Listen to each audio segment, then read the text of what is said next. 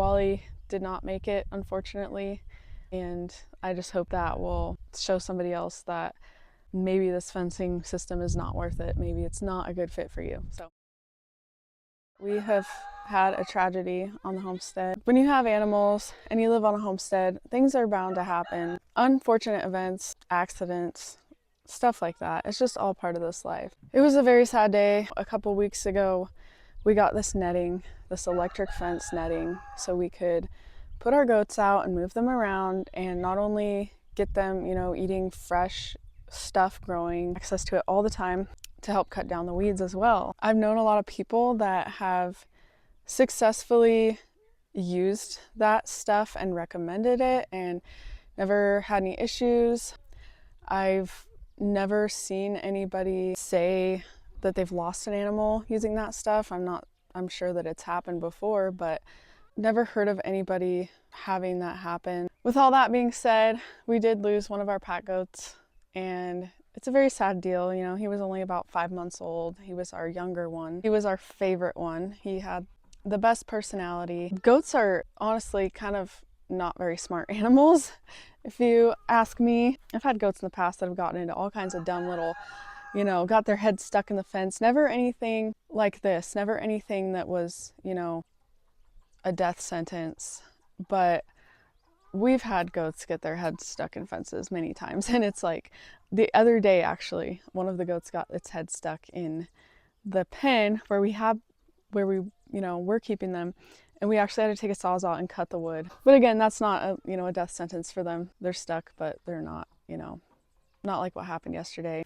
I didn't take any videos or anything of, what happened and dealing with it because it's a sad deal. It's not really something that I want anybody to see, but I guess I'll talk about it a little bit just to hopefully educate somebody else who may have considered using this fence or is currently using this fence. Just kind of give you an idea of the risks with using this fence because, like I said, there's always a risk in everything that you're doing on a homestead. We had no idea. This happened totally out of the blue, and it was just very unfortunate.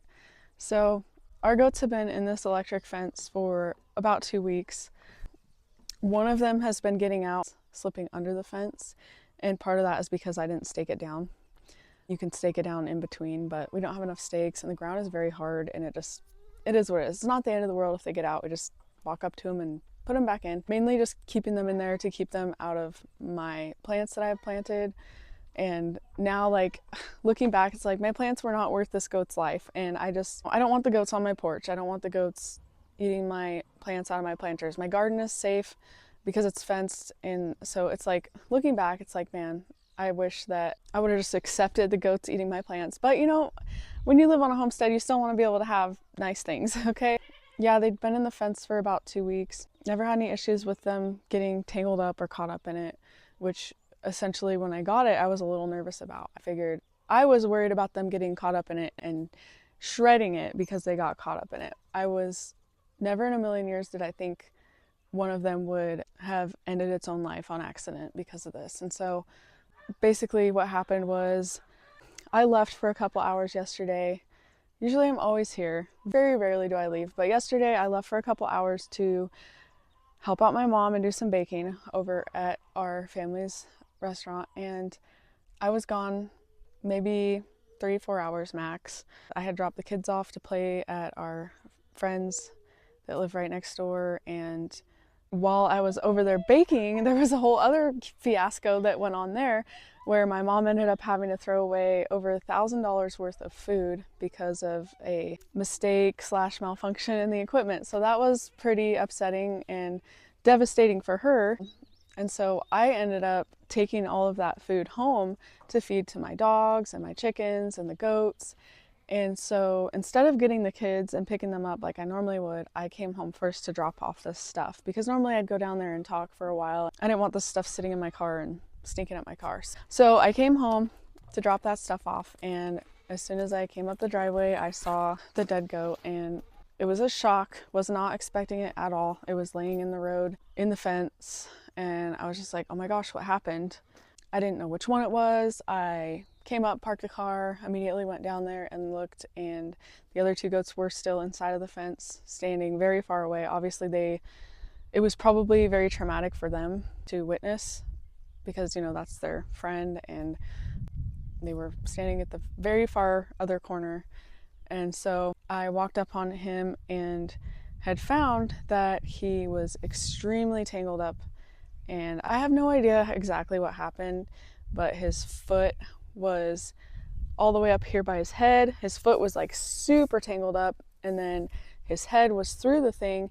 And it was weird because, you know, feeling the fence around his neck, it was tight, but it wasn't like tight enough to completely strangle him. So I think what happened essentially is he hung himself, and that's probably what killed him. He did strangle himself, but like once his body was laying on the ground, it wasn't tight anymore. So very sad, very traumatic.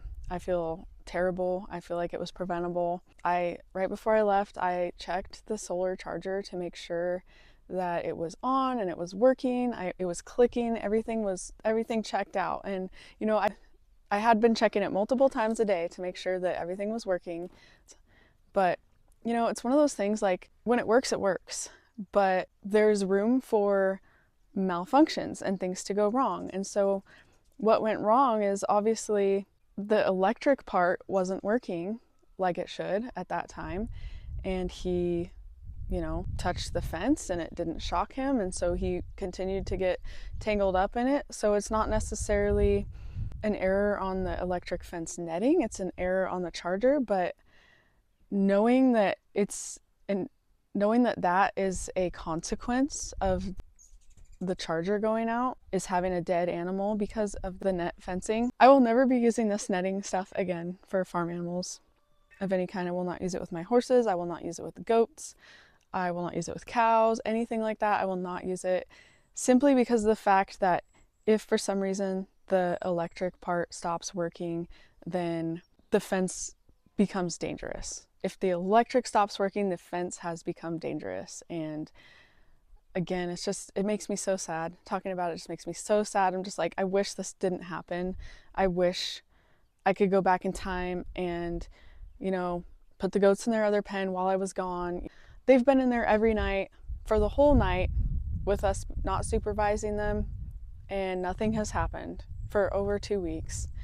And so for me to leave for a couple hours one day and something like this to happen, it's frustrating. It's really frustrating.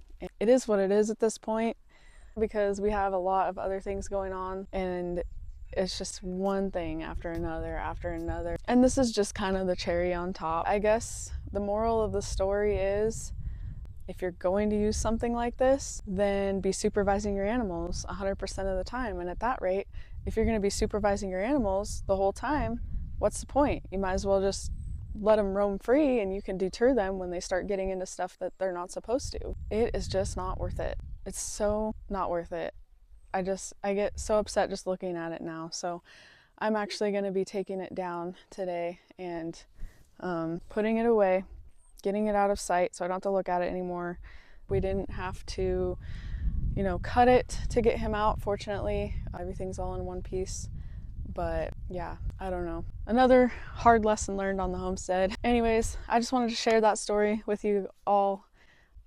Just letting you know that it's not always sunshine and rainbows living on a homestead. Homestead life comes with its drawbacks as well. So I just want you guys to know that I will always share the real truth of homestead life around here. I'm not gonna just keep it to the fun and the good stuff. And so yeah, that's why I'm sharing this story with you today, not only to share the real truths about homesteading, but also just share this to hopefully save somebody else's animal.